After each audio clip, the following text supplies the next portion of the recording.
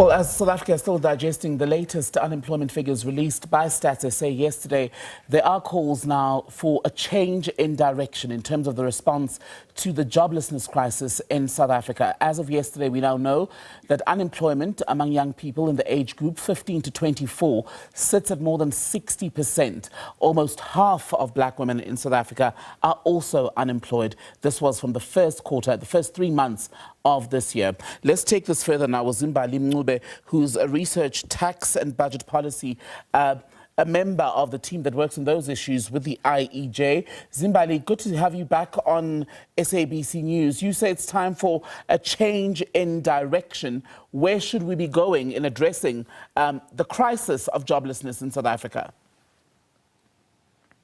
Good evening, Tembekile. Thank you for having us. We are saying that we should see these statistics as evidence that the current economic policy has actually failed to deliver job creation and center the livelihoods of the most marginalized in society.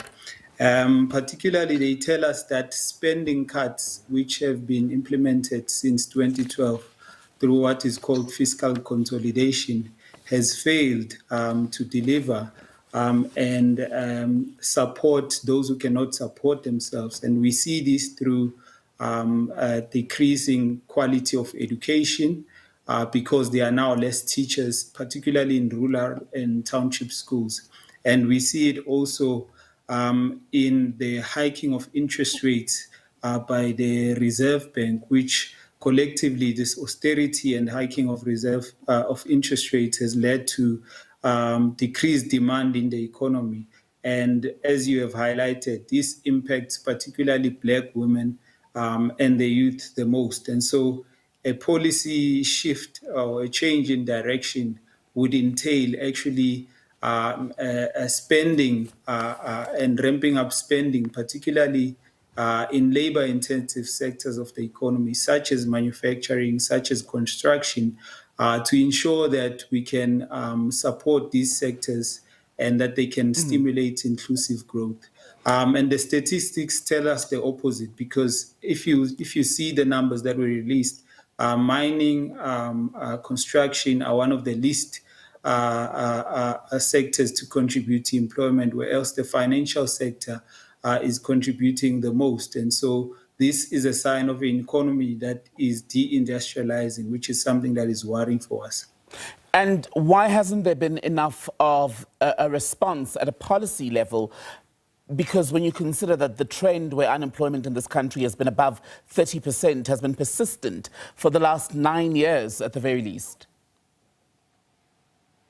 I think this boils down to the failure by the National Treasury to actually consider alternative ways of thinking about the economy and what can sustain inclusive growth. And so there's been a failure to actually understand how targeting spending towards these sectors can help us generate employment. And so these policies, despite a number of actors submitting in Parliament and in various forums, the government has simply failed to acknowledge them because they think that the private sector is the one that should play a role in supporting job creation, whereas government's role is simply to facilitate an environment that is safe for businesses to operate. On the point then, what we're saying is that the state... Just on the point that you're making about business, I wonder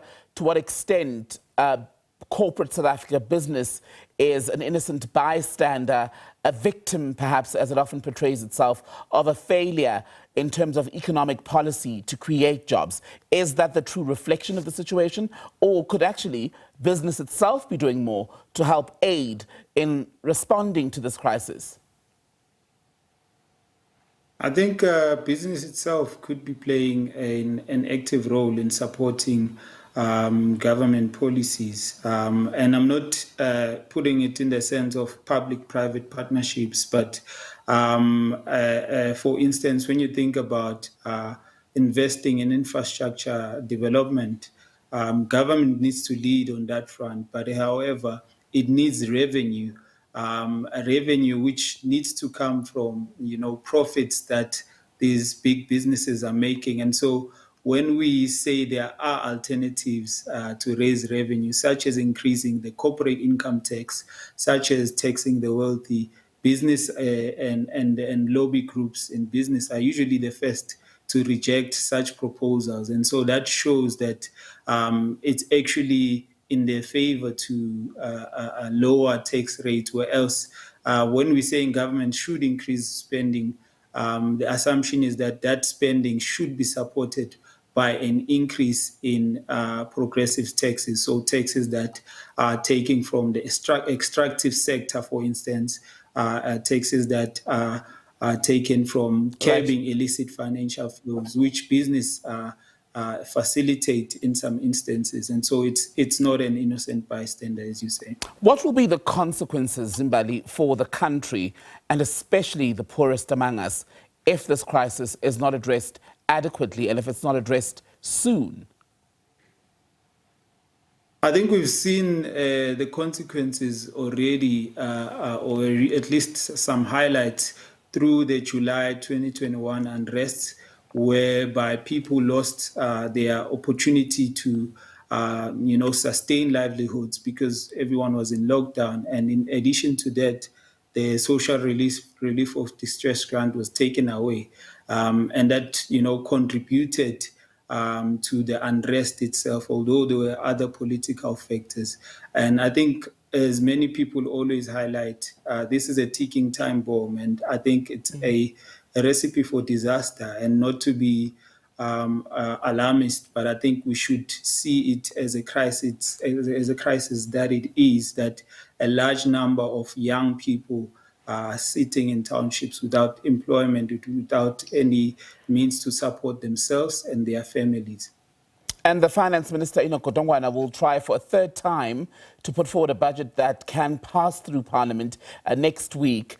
Are you holding out any hope that in that spending plan there will be something that at the very least offers a glimmer of hope or eases the pressure on the people who are struggling to find work? Yeah, I mean, the indications we've seen so far is that the minister is not ready to consider progressive alternatives to raise revenue that can support initiatives such as public employment programs to support job creation and work opportunities.